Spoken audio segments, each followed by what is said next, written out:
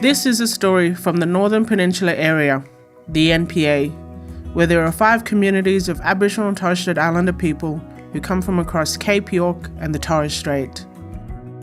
In October of 2023, the Northern Peninsula Area State College, formerly known as Bamaga State High School, celebrated half a century of providing education in the region. In this story, we look back over those 50 years and how the school impacted students, teachers, and the wider community. This is a story of generations of leaders, of agency, of connection between education and community. It's a story about the past and present, with messages for the region moving into the future.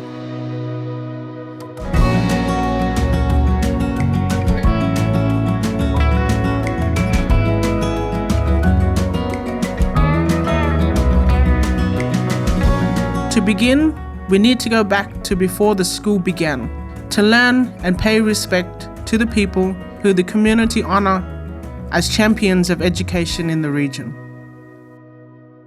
They laid the foundation. We laid the foundation for education.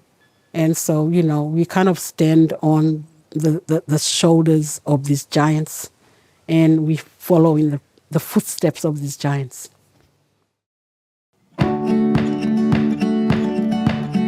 Oh, it was exciting. All of a sudden there was this high school, we had to go to high school. Some of the other kids were warning us. They said to us, oh, when you go to high school, that place is full of sin. So we didn't know what to expect. We were more or less forced to come to school, because my father was the policeman at New Mapoon, and, we had to line up, there, wait for the bus. First day at high school, they said to me, you have to go to school and become somebody. You need that education. And like I was the eldest in our family, they always look at me as a leader for them, like we always stick together. But Mom, mainly Dad always say to me, go to school, go to school. I didn't know what was coming. First day at high school, it was all different, Dormitories were built alongside the high school, welcoming students from all over the Torres Strait Islands. The students from the Torres Strait and other communities brought with them new languages, cultures, and experiences for the students in the NPA. I speak Kalau Kawauya, that's the KKY language, and to be able to get into this new environment with other cultural background kids, well, I have to learn Creole because that was the language that we were using most of the time to communicate with each other, and also English. I was learning English as well.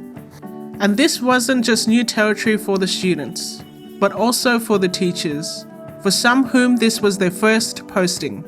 It was a custom in any Torres Strait Islands that when our white teachers come, principals or what, they are adopted by families. They are part of the families. And they used to interact with us, interact with the community. They used to come out to the community, meet our families.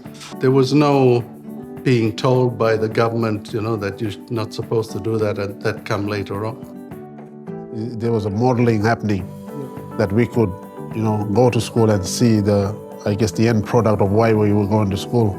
But we sort of look back to those guys that were before us, Where they became teachers and some lawyers, some tape teachers and that stuff. Like there was evidence of education, that education worked at that time. The next decade proved to be a very turbulent time for many communities in the Cape and Torres, with leaders moving on and major changes in legislation that challenged the relationship between community and school. But when the act changed, so everything just collapsed. The modeling, we couldn't see it anymore. There was no sawmill, no block plant, no local carpentry gangs and all that stuff. It just collapsed in the 80s. Over the years, when I would return home and I would listen to stories and I would just observe what was happening in the community, I think in the 90s, that relationship loosened. It was the old guard. And so when they retired and when the younger ones stepped into this role, it's like when they retired, their authority went with them. And this is when it kind of laxed, that loosened up, that relationship. There used to be a lot more back in those days. They used to students from outer islands used to reside here in Bamaga. So attendance was, in the 100%. And there were a lot more extracurricular activities at that time. The boarding dormitories closed in 1993. What was once a Cape and Torres school was now an NPA-focused school. Over the next years, things changed dramatically. There was a time that there was no children graduating senior school. No one's graduating. They were hitting about year 10, then everyone was dropping out.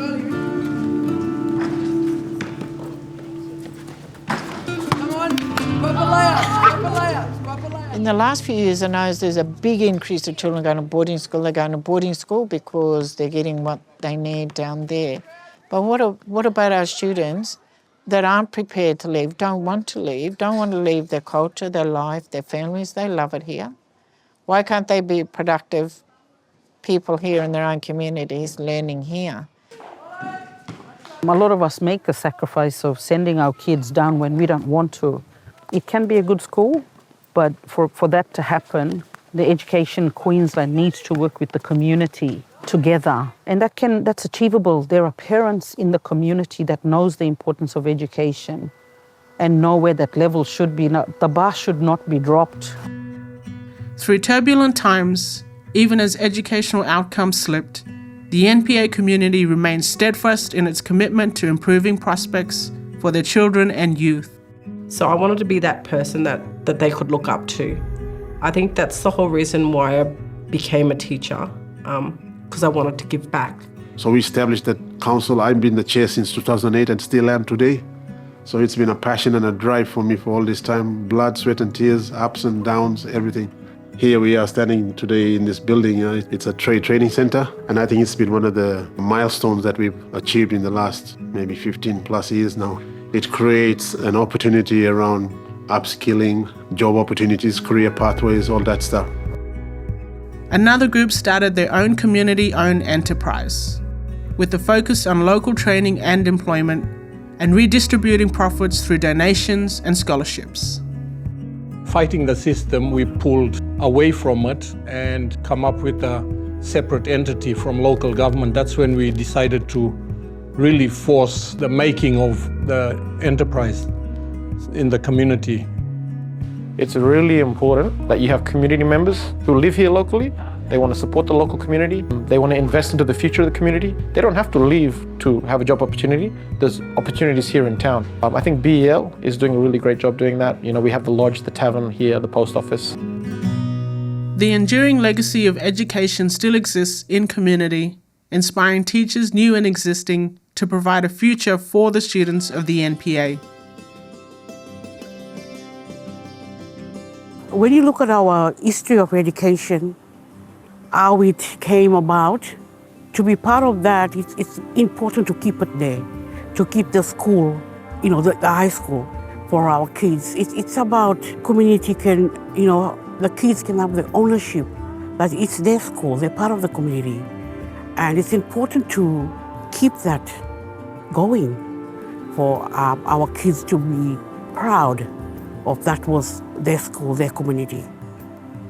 When I was 11 years old, I was diagnosed with RHD. So it wasn't easy. All my joints were swollen. But school was the place that I saw that this was the only way that, you can move on in life. You can't let that beat you. You can't let that beat you.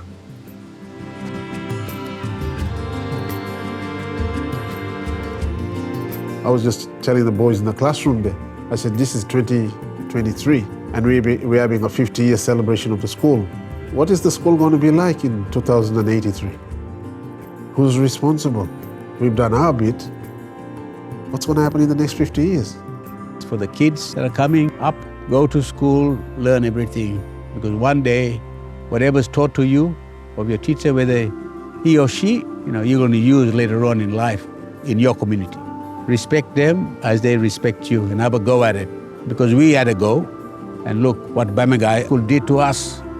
Our time's finished now, but the baton is passed to you now. You grab the baton and you keep going.